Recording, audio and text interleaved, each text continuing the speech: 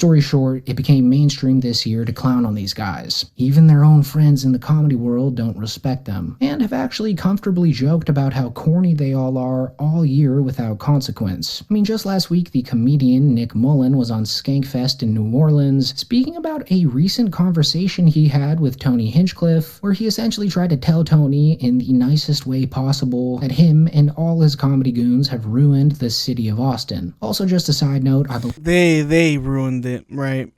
They're the ones. And that could be part of it, right? A certain city or a certain county could get ruined by certain people, yeah, of course, right? But to hear about it and then you hear about, oh yeah, who ruined that city? It's like, oh yeah, a bunch of comedians, man. They're terrible. They totally ruined the whole town with their shitty jokes. The town is now, it's horrible because of what they did for not being funny. I believe this was a live streamed event, so just bear with all the technical difficulties they had as Nick Mullen was speaking. Have you been back to Austin since? I have, yeah. It's not it sucks now.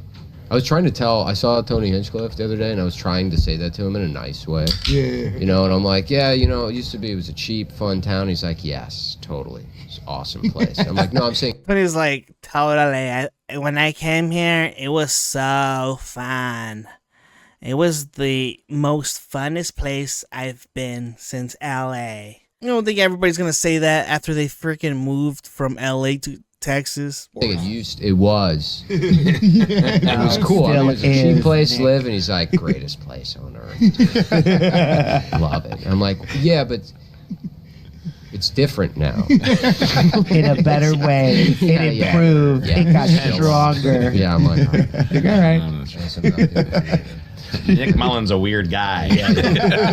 When I would be like, I was like, yeah, people from LA came and ruined it, and he's like, yeah.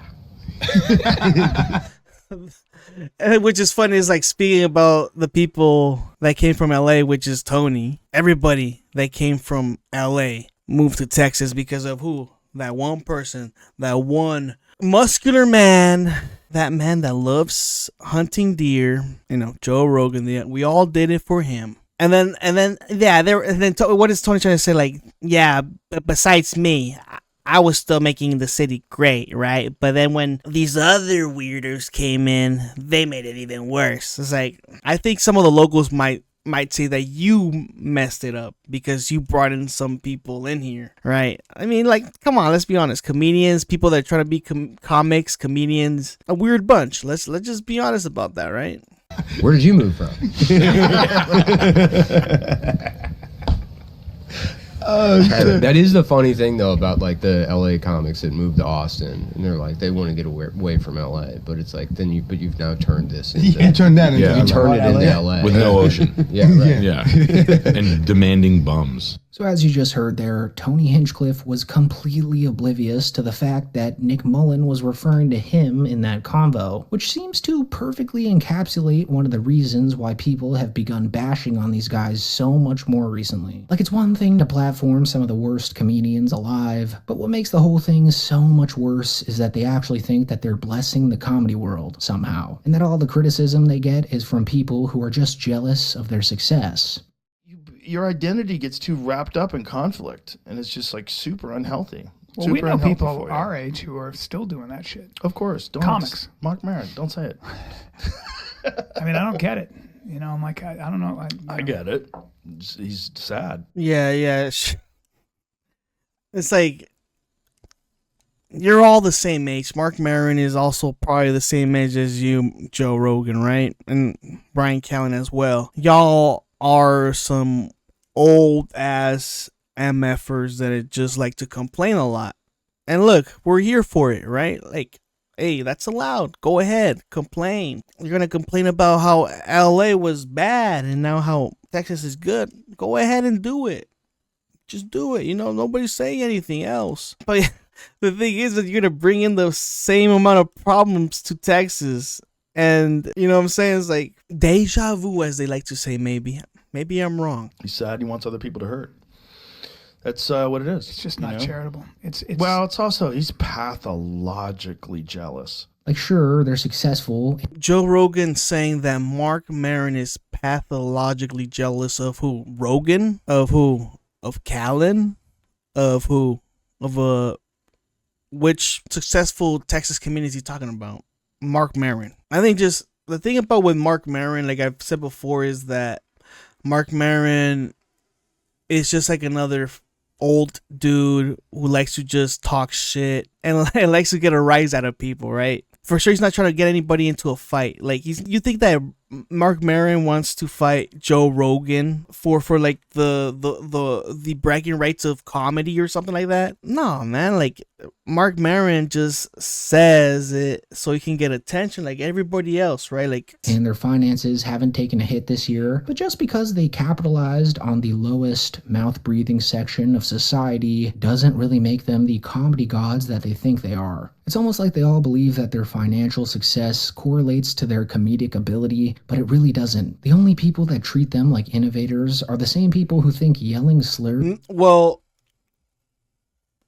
what do we think we're doing right now online, right? It's the person that we favor. Certain people are going to favor Joe Rogan. They think he's funny. I think he was funny a while back. Like as a comedian, as a guy that can do stand-up, I think his older stand-up is way better than his most recent stand-up that he brought out. Mark Maron, still funny. What the new stuff he brings out recently and how he observes how other comedians are, he can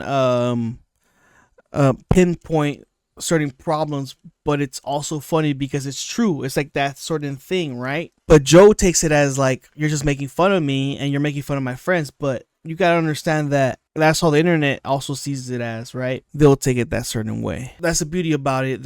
We all have our own opinions about certain things, right? And we can debate on it. Is peak comedy. All the people who don't classify themselves as MMA Kill Tony superfans are just watching this whole ecosystem rot from the inside out. So as I said before, a lot of comedians have picked up on the overwhelming amount of clownery surrounding the guys in the Rogansphere, and in turn have started clowning them themselves. Stavros Halkias. I think it's the power of the internet. Now, now with the new modern comedians, they have to kind of sort of pay attention to the internet or forcibly pay attention to it, and they'll see it regardless, right? And they can't avoid it. And if you do manage to avoid it, you're the one that's usually called weak and you can't take the heat. You can dish it out, but you can't take a certain type of person.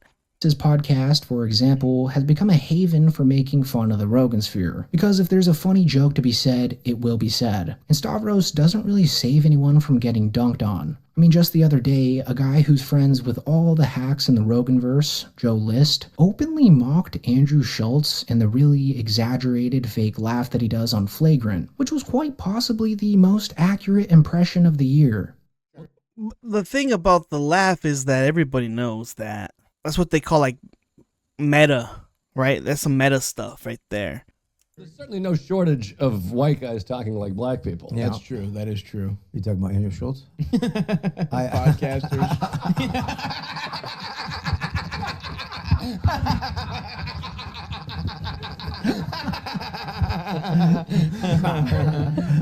Tale as old as time. The white boy that, I did it. I've done this.